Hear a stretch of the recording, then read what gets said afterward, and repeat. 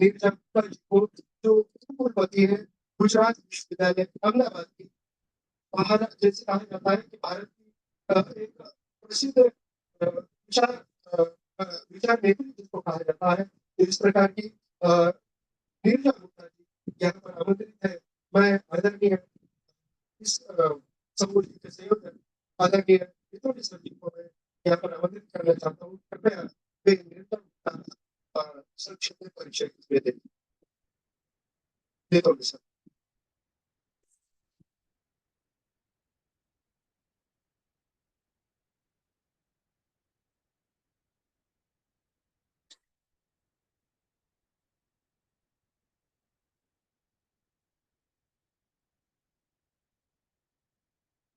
सबको नमस्ते।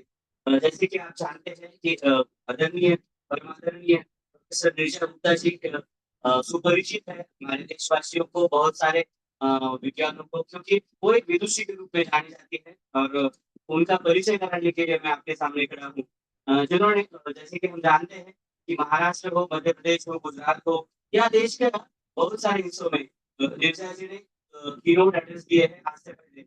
और पूरा मैं तो कहूँगा तकरीबन पूरा विश्व ही घूम चुकी है, और वहाँ के लोगों को, खास करके उच्च शिक्षा के क्षेत्र से जुड़े हुए लोगों को लाभान्वित करने का कार्य किया है। अविरत से उनका कार्य चलता है।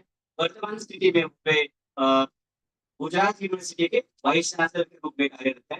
उनका संक्षिप्त परिचय मैं आप सबको कराने के लिए doctor Neerja Gupta is presently working as the Vice Chancellor of Gujarat University, Ahmedabad, Gujarat, India. Currently, Dr. Gupta successfully shouldered the responsibility as Vice Chancellor of Sanchi University of Buddhist Indic Studies, Madhya Pradesh, India. She has also worked as Principal of Governors College, Gujarat, and has been instrumental in the development of the Department of Foreign Studies, Gujarat University, Ahmedabad. Dr. Gupta's credentials include a doctorate degree in English. She has about 36 years of academic research and administrative experience. She is the chief editor of Bharatiya uh, International Research Journal published by Bharatiya Vidyavan.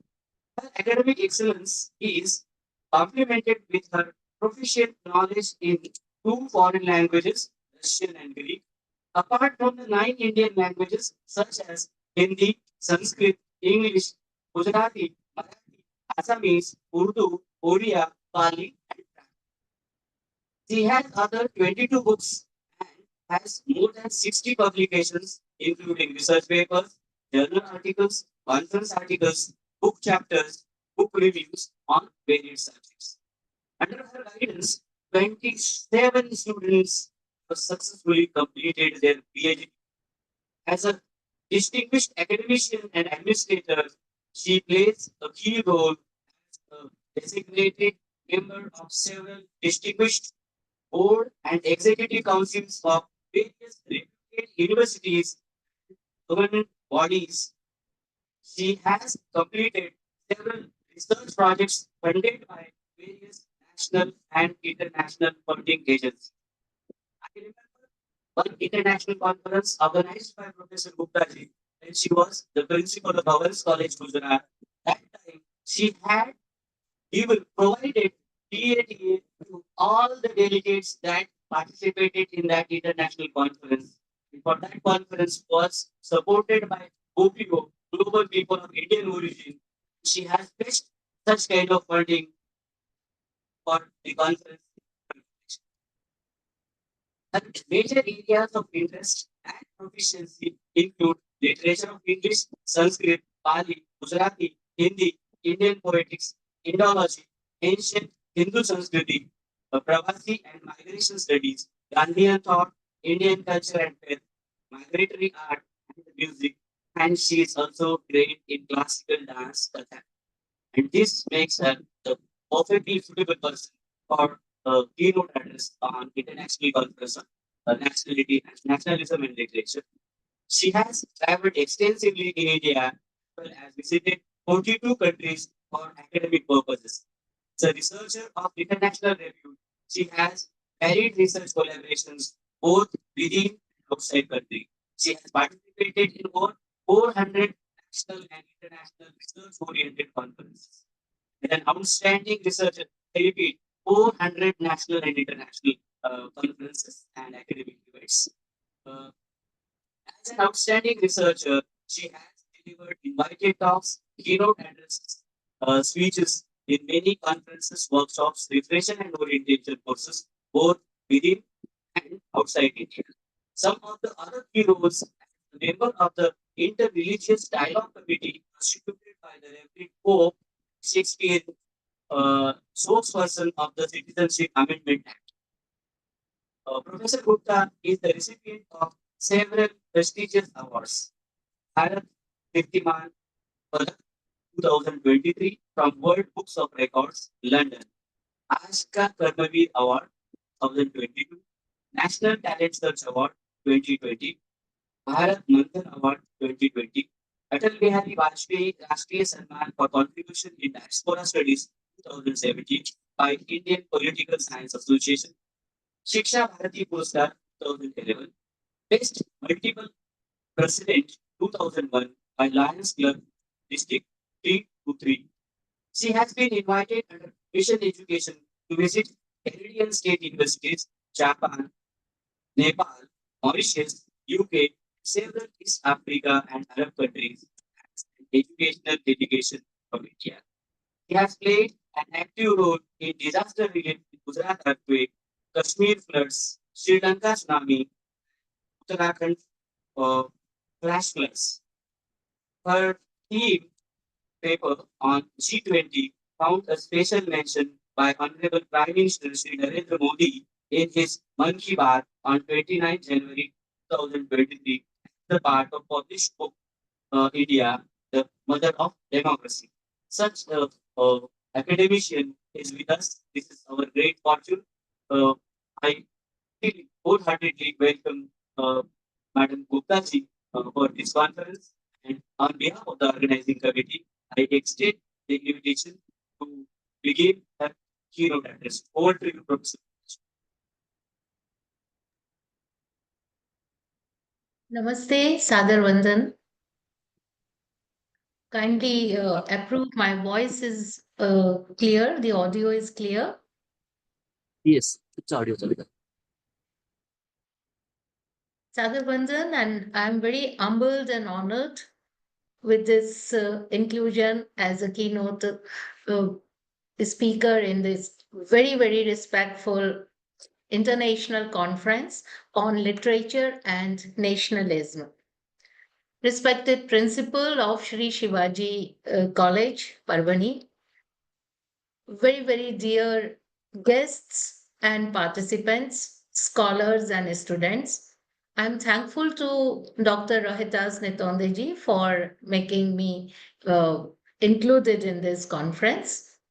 A very, very important topic, recently highly debated at the national and international circuits, academia, strategists, policymakers, and it has not restricted itself to the doors of universities.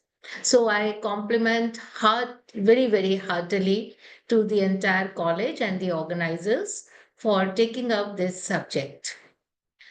Since it's an international conference, since it's a conference on nationalism, so it suits very, very appropriately that I start saying with a statement that nationalism is an international term. Entire world talks about nationalism, but there is not a single model only for nationalism.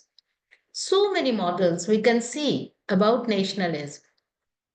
In 1913 and 14, when World War first started, at that time, when the entire world was being divided into two groups, Woodrow Wilson, then US president, he denied to take part into it. And the reason was nationalism.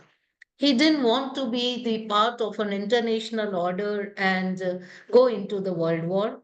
And the result was that he won the Nobel Prize.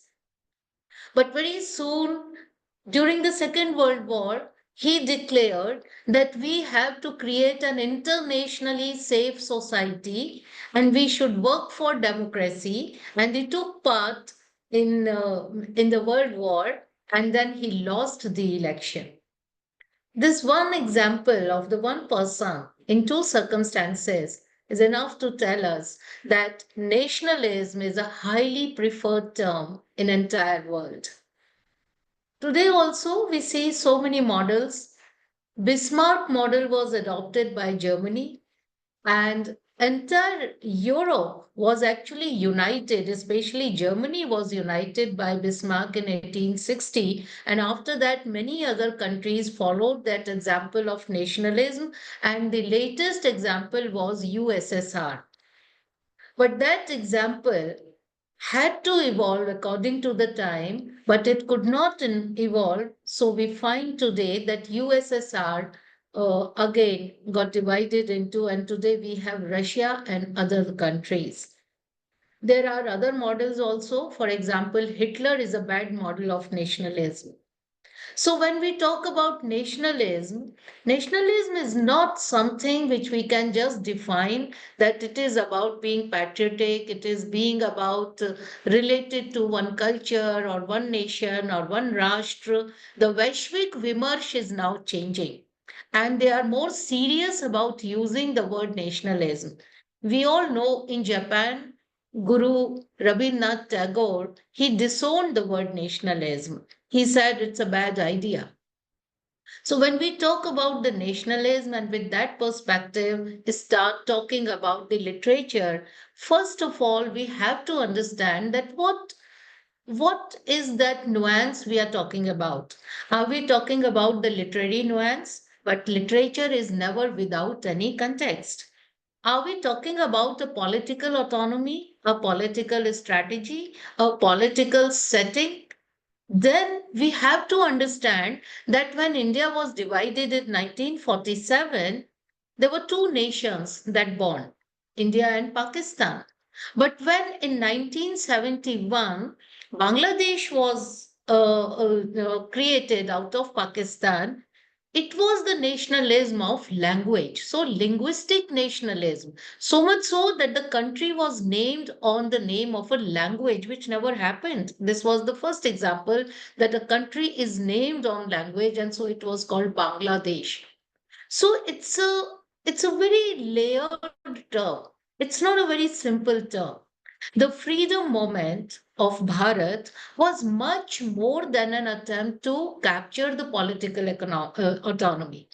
And what inspired people from all walks of life, from all regions, about all genders, they took the plunge into the movement because there was a unified conscience and the claim was to reclaim our civilizational core. The struggle which we started in Middle Ages with the Mughal area, it ended in 1947 because we wanted to have Swadharma. So Swa was the crux of that freedom movement, which was the source behind the nationalism of Bharat. And historians say that Bharat was never a strong state, but it is rather a very strong society, which is unlike China because China boasts about being a very strong central state, but it's a very weak society. And what gave the society the power to sustain during the long periods of brutal subjugation by so many alien forces, onslaughts on the cultural values, in the dharma consciousness, in the desire to keep our values intact, that driving force behind this slaughter of socio cultural, political, religious, and reform movements, they were unleashed by very great visionaries. We have to also see that our visionaries were from Bhikshuk Parampara. They were not from the Rajya Parampara. They were always living in all periods like Sant, like Bhikshuk, like Bhikkhu. And in different periods, it was more than a mere transfer of power from one set of ruler to another. And when they all aspired to build a new society, bereft of social evils, Ram Rajya, what we can say, it was with a duty, with that ideology that they have to face the world and play its role. That is why the Sanatan values, the core Sanatan values, though it talks about nationalism, it also talks about Vasudhaiv Kutumbakam. So it was because there is a continuity, there is no break from the past. And though they adopted the different models, working in different demographies, choosing different regions, no commonality and all, even then, the only linking idea was swa in nationalism, that ekta. And this phrase we have heard, unity in diversity, it is because we have diversity, so we have unity. It's not that unity is a primary term. For us, diversity is the primary term. I have quoted somewhere, I'm quoting here again, that the legendary Diwan of Travancore, Velu Thambi, he raised the banner of revolt against British when they tried to interfere with the culture and traditions of the princely state, and the intention was to destroy those cultures. And in 1809, Velu Thambi warned and he wrote, put their own guards and palaces, Sarkar buildings and fort gate, destroy the royal seal, do away with honorary palkis and other distinguished marks, and they suppress the Brahminical communities and worship in temples, make monopolies of salt and wastelands, impose exorbitant taxes and paddy lands, coconut trees, etc., get low caste people to inflict heavy punishment for slight faults, and put up crosses and Christian flags in pagodas. That is what I resist. So, if we have to define the nationalism, I think this is a very apt quote, that what is nationalism? Is it only talking about the political status, or political subjugation, or political surrender, or it is very well related with the culture? So, nationalism has its own connotation, because the concept of literature and nationalism, they are for quite some time been at the center stage of global debate. The culture has its own facets and its own dimensions. It's a very, very crucial constituent of literature. And that literature becomes the instrument of human development. It is the state of being, a mode of thinking, a way of living, and I think a set of commonly shared values where there is no discord between the belief patterns, among the practices, and the efforts to keep them up. It is a complex whole comprising a stock of knowledge, conducts, law, artistic and scientific, technological pursuits. And in this regard, we have to remember the Pratigya, what Gandhiji says, that he says that you must have science, you must have education, you must have politics, you must have business, you must have industry, everything. But each is guided by its own dharma. And dharma is not a unitary term. Each aspect will have its own aspect of dharma. So, dharma is also a layered concept. And our nationalism, when we say swa, that the another part is guiding force is dharma. So, we have swa dharma, which guides the nationalism of Bharat. Again, when we talk, we are swatantra. So, swatantra in what? Not in Swaraj. We are still guided by those colonial, what say, mindset. So, it's a totality of heritage born by a society. We are living in two worlds. The one world which is driven by literature, which is directly connected with the society, and the society is connected with dharma, and dharma is guided by swa. And the another society, which is global society, where a sort of annalism is prevailing where they don't uh, get tied to one culture, to one language, to one notion of mind. It's the crystallization of material world, mental world, intellectual world, and spiritual world. Now, when we are going into the micro identities today, it's not only the IQ which is important. It is not only the emotional quotient which is important. Now, the primary is spiritual quotient. The entire world today wants to be governed with the spiritual quotient, and this we saw in G20 also. This we are seeing now when so many global platforms are actually becoming redundant, including UN. When people are starting so many questions on that in the recent war between Ukraine and Russia, we have seen how binary the opinion has become. And this binary opinion is not about the countries being binary. In the same country, we find the clash of opinion against each other. So that means the literature governed by nationalistic approach contributes to the discovery of meaning of life. How the literature has taken form today. We are not talking only about the academic literature or only the literature which is available in the form of published book. The social media has taken a very important turn into the form of literature. Going back to Ukraine war, I still remember in 2023, on 26th February, when Russia attacked Ukraine and the entire communication system was destroyed. At that time, the vice president of Ukraine did not call up anyone, did not reach out to any friendly country or something. It just put a tweet, and that tweet was addressed to Elon Musk. And that tweet said that you are talking about the big Mars and all those things, but can your spacecraft help us? Your Starlink can help us in restoring our communication devices. See how literature changes the contours of the world. And because that was governed by nationalistic interest, so by morning, 500 Starlings were dropped at Ukraine, and then the war is continued even till today.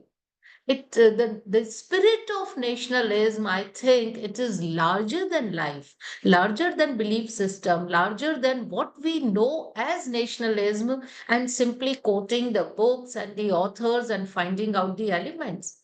Because it enriches life, it impacts life, it enlarges the fullness of life, it brings delight as well as sharpened intellect. So it's always in the what we say khandan mandan prakriya, the plenitude of peace and bliss. It will come. It is assured by nationalism. We all know that Bharatiya culture, Indian culture, has a very hoary past. It is a very pretty ancient history which inspires ideas and ideals, and Bharat has been fortunate of possessing one of the finest culture of literature, starting from Vedic wisdom. It is characterized by integral, samani mantra, holistic and spiritual view of reality and a way of life based on that. It advocates fundamental duties. Can you just give me a very brief minute? I have to switch on my camera.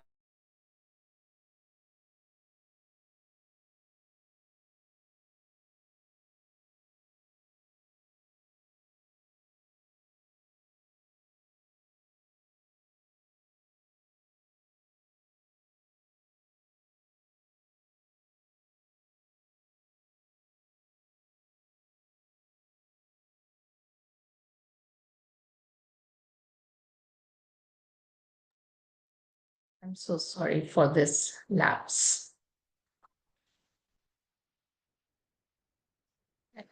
So all existence, where I was talking about that, all the existence, all our fights, all our approaches, the nationalism has taken a very, very larger shape. When we talk and when we say everything in this cosmos, even the common source and sustains, it is divine. When we talk about Ishavasya Upanishad and we talk about Purush Sukta of Rigved, uh, on one hand we talk of Purush Sukt, on another hand we talk of Ishavasya Upanishad, and there are 18 shlokas in Ishavasya Upanishad and 18 adhyay of Gita. So it's a continual, either continuing with the numerics or the continuing with the ideas or having a competitive uh, growth. This mutating world, every element is divine and it is permitted by the divine. That is what our Nasadiya Sukta of Rigved tells us. So when we talk about commonality, when we talk about unifying unisons, we don't talk about I versus thou. That is the beauty of Bharatiya Sahitya or the Indian culture. We talk about I and we. This spiritual globalization, which is so cherished and inculcated by the Indian nationalism, it is being adopted by the seers and sages. And this other, Dvait and Advait is not to be considered as external or alien or separate. The ideal to be emulated is universalization of self. So there is both there are both the elements. When we talk of individual element of nationalism, it is pinned, and when we talk organic totality, it is Brahmand. So we carry both these spirits in our literature because each story, each incident in literature, which starts with a subjective aspect, it goes for the universal object. And this has that swadharm at the back. The distinction has to be drawn between the two, but it is not separable. That is the Pind and Brahmand, I'm saying. And then we say Tat Tvamasi. And then at the end we say Aham Brahmasmi. So it's a very delicate line to understand this absorption and diversity. Another aspect of nationalism and literature, as we study from Bharatiya point of view, it has displayed a remarkable symbiosis of the sensibilities of belongingness to the whole and then being a part of the whole. And that is one of the reasons that our diaspora, wherever it has gone in the world, it has gone with that typical oak mentality. We all know that the roots of the oak tree, they whenever they touch the ground, they again become a tree. So this is what we say the oak philosophy of Indian diaspora, that wherever they have gone, they have rooted themselves in their own culture, still retaining the Bharatiyata. So the nationalism for Bharat is a very, very layered and complex notion, which is not only reflected in literature, or rather, because it is being practiced, hence it is reflected in literature. Now, we all know that our culture is very holistic and integrated. It is very symbiotic. So it has provided an inherent vitality.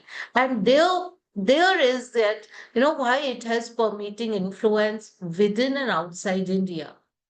And that is why Iqbal says, कुछ बात है कि हस्ती मिटती नहीं हमारी, सदियों रहा है दुश्मन दौरे जमा हमारा. And then Iqbal is referring to that survival instinct of Indian culture, which contains the vitality, the perennial force that Elena Vita, it has a vitalizing and animating force of its own, and yet it does not deny the nourishment and nurture from the extraneous sources. Both the variety and continuous identity are the asset of Indian literature driven by nationalism. It is living and has vitality to live. Now, because of that, other parts of the country, when we are talking about the national movement, it was not happening only in India. It was happening all about the world about India. So there is a London House, or there is Tolstoy Farm, and there is Singapore, and there is Canada, the Gadar moment. This soul consciousness is so very well sparked and linked. Here, I would like to quote Lala Lajpat Rai. He says the spiritual note of the nationalist movement of India is entirely derived from Vedantic thought. Because for all our freedom fighters, the nationalism was not a political idea. It was perceived in the West, of course, but it's an inclusive, sacred, and spiritual concept. According to Sri Aurobindo, the Swarajya is the mighty Shakti, and the nationalism is Sanatana Dharma. Therefore, fighting for freedom or working for the society's cost, it amounts to performance of a spiritual duty of Swadharma. It is not the conduct of some caste obligations or some what normally we call it chauvinists who want us to believe. One of the pioneers who awakened the Swa consciousness in Indian mind was Tilak. And his path breaking call that Swaraj is my birthright, it received momentous support not only from the what we say hardcore or revolutionary freedom fighters. Sorry, revolutionary is not the right word. I would like to change it. It is the hard standards freedom fighter, including Bipin Chandrapal, Lala Lajpat Rai, Sri Aurobindo, but the entire nation. The When Congress also adopted the attainment of Swaraj as its goal, the words which were traveling among the society were Swadeshi, Swabhasha, Swadharma. So we should go back again to Bipin Chandrapal. I heard one respected speaker was mentioning about Vande Mataram. Swaraj as the fulfillment of the ancient life of India under modern conditions, it is the return of Satyug, says Bipin Chandra, of the national greatness, the resumption of her great role of teacher and guide, self liberation of people for the final fulfillment of the Vedantic ideas in politics. This is the true Swaraj for India. So, the Swaraj is also guided by the literature, whether it is Vedantic, whether it is Kavya, whether it is Vyakaran, whether it is Bodhayan, Sulbasutra, they are all integrated with each other. The groundwork of what we may well be called the composite culture of India is undoubtedly Hindu. I would like to tell you about there is a St. Paul's Museum in London. Now, in that museum, there are many statues, Dr. Johnson and all. But very interesting statue is about William Jones. And as we know, William Jones was the person who got the Indian text translated first into English, like Kalidas, Shakuntala, Manu Smriti, like that. It's very interesting to see that that statue, which was formed after his death, he is holding Manu Smriti in his hand. It is written Manu, the intellectual laws and all.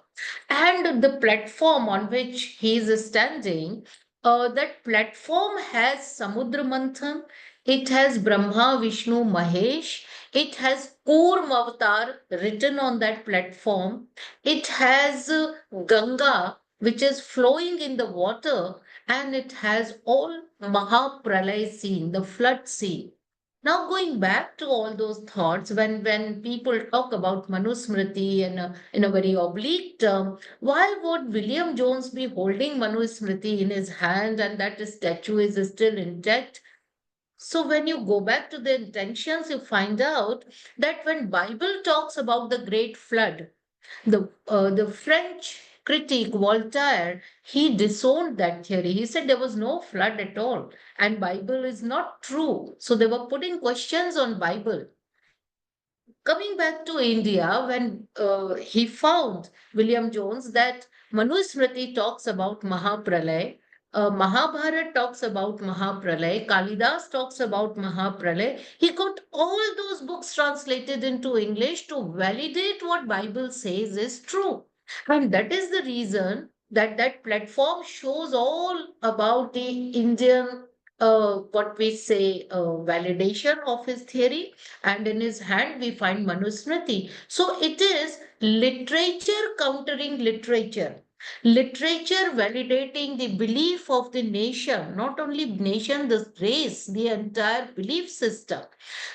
This is true Swaraj for India. I don't know why we don't talk about these things more. But when we have to talk about nationalism, we must show how the entire world looks towards India for the validation. The groundwork of what may be well called as the composite culture of India, which is undoubtedly Hindu. And though the present Indian nationality is composed of many races, the present culture is more than one world civilization, yet what is the base of that all form is the Hindu culture. And when we say Hindu, it is not related to one religion. It is the entire civilization, what Hapta Hindu was called, and Sapta Sindhu was called, and Jambudvip was called. And again, we are going back to literature to get the evidences. Many Western educated liberal nationals, later Marxist historians also, they dismissed the cultural nationalism and called it communal. But those who recall the idea of cultural nationalism, for example, Bal Gangadhar Tilak, he said that by alien, I don't mean the alien in religion. It is because their concept of dharma is different because of lack of understanding. Those who claim that nationality and patriotism are borrowed from the West, they must go back to the Vedic literature and then see the panorama of ideas and views over there. So, our leaders believed that principles of Sanatan Dharma were all hidden in all aspects of Indian life, in rituals, in ceremonies, in music and theater, and that is the reason that they are all reflected in the literature. Several organizations were launched keeping this in mind. I remember in 1938 when Bharatiya Vidya Bhavan was formed, I still wonder why they kept the word Bharatiya because it was not a free India. So this entire sense of unity, sense of belongingness. For example, Navagopal Mitra, the editor of National Paper, he started Hindu Mela with the idea of rallying people and the main idea was to cultivate the national language and idea in the Mela. Today, we call ourselves very modern, very advanced, but do we have a Mela which talks about the national languages and ideas like Navgopal Mitra is started? Similarly, Babaram Kuka, he started the Kuka movement in 1871 and 72. Because when we talk about nationalism, we cannot delineate from the movements because they were the base reasons why we got the literature on nationalism. So Baba Ram Singh believed that political freedom is part of religion. And that is why he built up a very formidable organization which was committed to promote Indian thought. And he instructed his followers to boycott the foreign goods and introduce non cooperation as a political weapon. Then Mahatma Gandhi adopted several principles after Baba Ram Singh.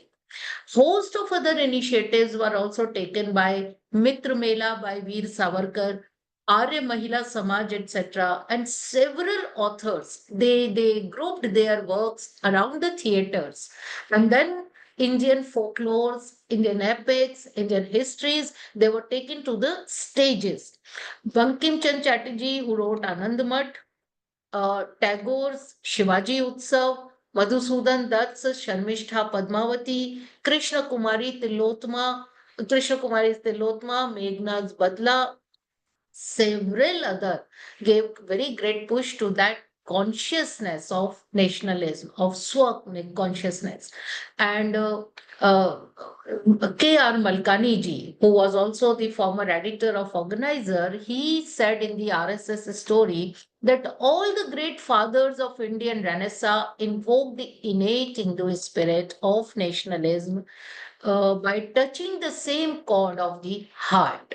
And the great freedom fighters, when they talk about Param Vaibhavam, in the famous Uttar Para speech, Sri Aurobindo said his ideals, that is, Shivaji Maharaj's ideal of an organized Hindu commonwealth based upon the law of righteousness as evolved in the religious and ethical life of his scriptures is distinctly a great national movement with us as long as the protection of the permanent elements of our race consciousness which will lie in the future advancement of our nation. And the national ideas not by ceasing to be Hindu, but by developing the higher features of the culture and civilization. Then we have a long list of authors who have worked on that, like Champak Raman Pillai, Sardar Kartar Singh, Lala Hardayal, Subhash Chandra Bose. So the attempt is made to study all these groupings. Pandit Deen Dayal talks about the Ekatma Manav Darshan. We may, sometimes get inspired by the political divide or ideological divide. But if we go to the literature, we find that in order to discern Indian identity, one has to look precisely to the diverse literature and sub-literary traditions which have evolved over the times. This is of course also available for the diaspora, and that is why our Vedas say that those who write, they belong to the vrati samaj, vrat, with disciplined, they have adopted certain principles in life. And when we talk about the chiti is not individual, pran is not individual, virat is not a singular word, and all these are found from literature. So, nation is an organic whole, and nationalism is that function of harmony and cooperation with which a nation is guided. They reject the idea of regional consciousness, and that is not needed because in alien subjugation, the nation or individual becomes a prey. It becomes a victim to numerous ills to bring it back to the glory. It is really important to understand that we don't confuse the nation with the state. Nation may consist several institutions, and state is one of those institutions.